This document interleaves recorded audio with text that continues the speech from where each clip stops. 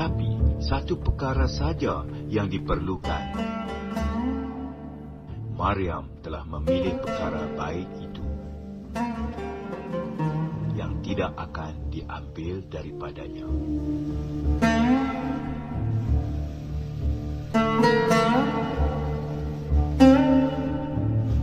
Isa berdoa di suatu tempat dan setelah dia berhenti, salah seorang daripada pengikutnya berkata, "Junjungan, ajarlah kami berdoa seperti Yahya mengajar pengikut-pengikutnya." Isa berkata kepada mereka, "Apabila kamu berdoa, katakanlah, Ya Bapa, sucilah namamu, datanglah kerajaanmu, berilah kami makanan yang secukupnya setiap hari. Ampunkanlah dosa-dosa kami, sebagaimana kami mengampuni setiap orang yang bersalah terhadap kami. Janganlah biarkan kami tergoda."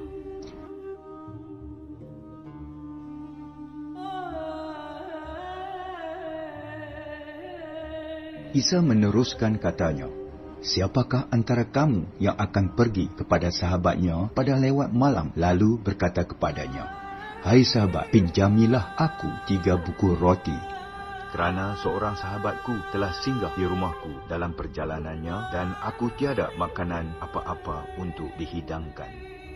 Sahabat itu menjawab dari dalam rumahnya, 'Janganlah ganggu aku, kerana pintu sudah dikunci dan kami semua telah pun masuk tidur. Aku tidak dapat bangun dan memberikan apa-apa.'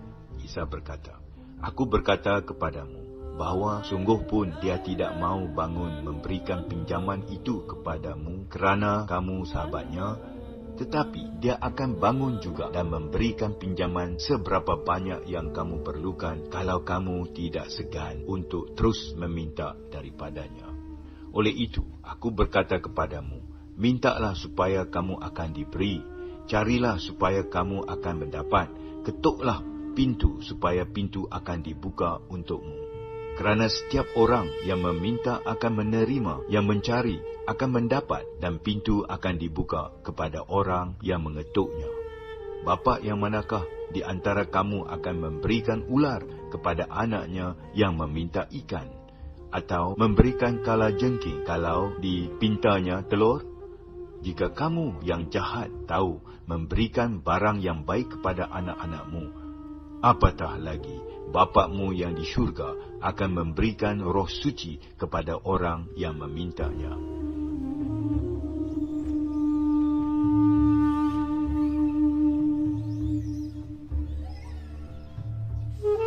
Isa mengusir roh iblis daripada seorang yang bisu.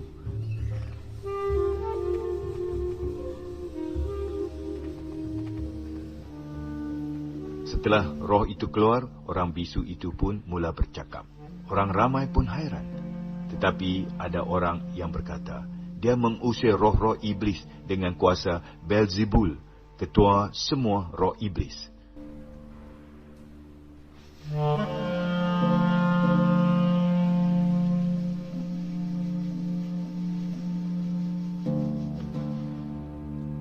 Orang lain cuba memerangkap Isa dengan memintanya melakukan suatu mukjizat untuk menunjukkan Allah berkenan dengannya.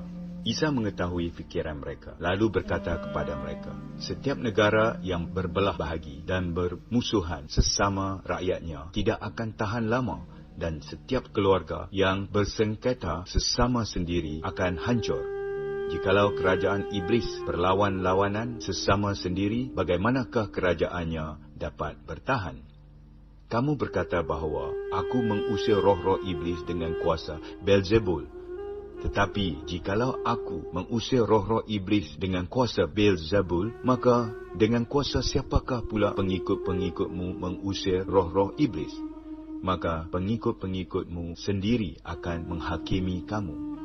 Tetapi jika aku mengusir roh-roh iblis dengan kuasa Allah, maka ini menunjukkan bahawa kerajaan Allah telah datang kepadamu. Apabila seorang yang gagah dan bersenjata lengkap mengawal rumahnya, harta bendanya selamat.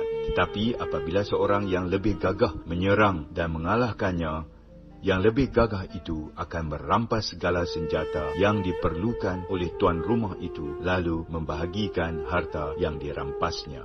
Orang yang tidak berpihak kepada aku menentang aku, dan orang yang tidak bersama aku bercerai-berai. Apabila roh durjana keluar daripada seseorang, roh itu menggembara di tempat yang kering untuk mencari tempat berehat. Jika tempat itu tidak dapat dicari, roh itu berkata, "Aku akan pulang ke tempat kediamanku yang lama." Roh itu kembali dan mendapati tempat kediamannya itu bersih dan kemas. Kemudian dia pergi membawa 7 roh lain yang lebih durjana daripadanya, lalu mereka tinggal di situ. Keadaan orang itu pada akhirnya lebih teruk daripada dahulu. Setelah Isa berkata demikian, seorang perempuan antara orang ramai itu berkata, "Diberkatilah perempuan yang melahirkan dan menyusui engkau." Tetapi Isa berkata, bahkan lebih diberkati lagi orang yang mendengar firman Allah dan mematuhinya. Semasa orang ramai mengerumuni Isa, dia berkata, betapa durjananya orang zaman ini. Mereka meminta mukjizat dilakukan sebagai alamat daripada Allah, tetapi alamat tidak akan diberi kecuali alamat Nabi Yunus. Kerana seperti Yunus telah menjadi alamat kepada orang Niniwe, demikian juga Putera Insan menjadi alamat kepada orang zaman ini. Pada hari pengadilan, Ratu Negeri Selatan akan bangkit dan mencela mereka kerana Ratu itu telah datang dari ujung bumi untuk mendengar pengajaran Sulaiman yang bijak. Dan di sini ada seorang yang lebih besar daripada Sulaiman. Orang Niniwe akan bangkit pada hari pengadilan dan mencela orang zaman ini kerana orang Niniwe itu telah bertaubat daripada dosa mereka apabila mendengar khutbah Yunus, dan di sini ada seorang yang lebih besar daripada Yunus. Tiada seorang pun yang memasang pelita lalu meletakkannya di tempat yang tersembunyi atau di bawah pasu.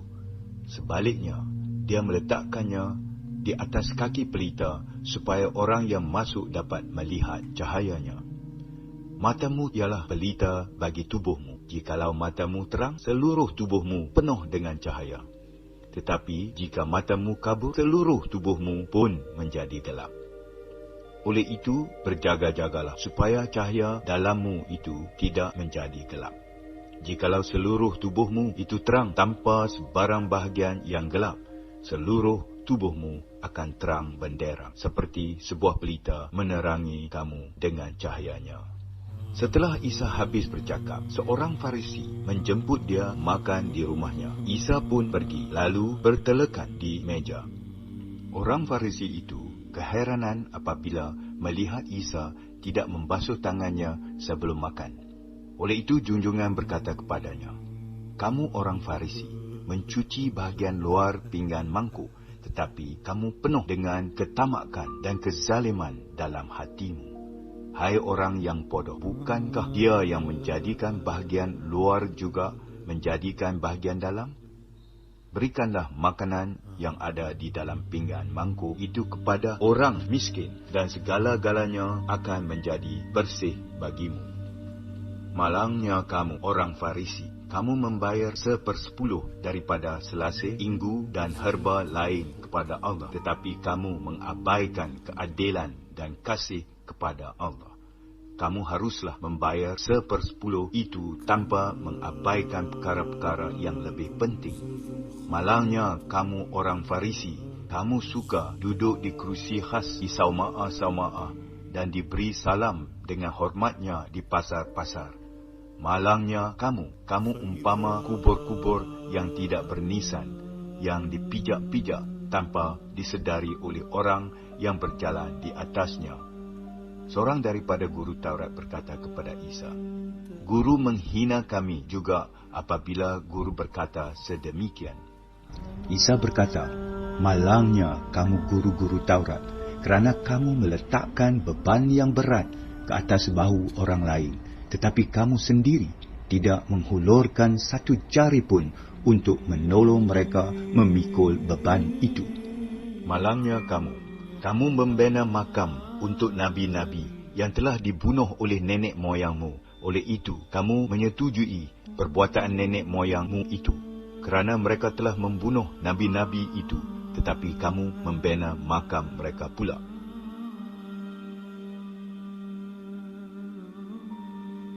Dengan itu, kebijaksanaan Allah telah mengatakan, Aku mengutus nabi-nabi dan rasul-rasul kepada mereka yang setengahnya akan dibunuh atau dianiayai oleh mereka. Jadi, orang zaman ini akan dihukum atas pembunuhan semua nabi sejak dunia dicipta, iaitu dari pembunuhan Habil hingga pembunuhan Zakaria di antara tempat persembahan korban dengan rumah ibadat. Ya, aku berkata kepadamu bahawa orang zaman ini akan dihukum atas pembunuhan semua nabi itu. Malangnya kamu, ahli-ahli Taurat, kunci ilmu telah kamu ambil. Kamu sendiri tidak mau masuk, tetapi kamu menghalang orang yang cuba hendak masuk. Setelah Isa keluar dari rumah itu, guru-guru Taurat dan orang Farisi mula mengecam dia. Mereka menanyanya tentang banyak perkara dan cuba memerangkap dia dengan mencari kesalahan dalam sesuatu yang dikatakannya.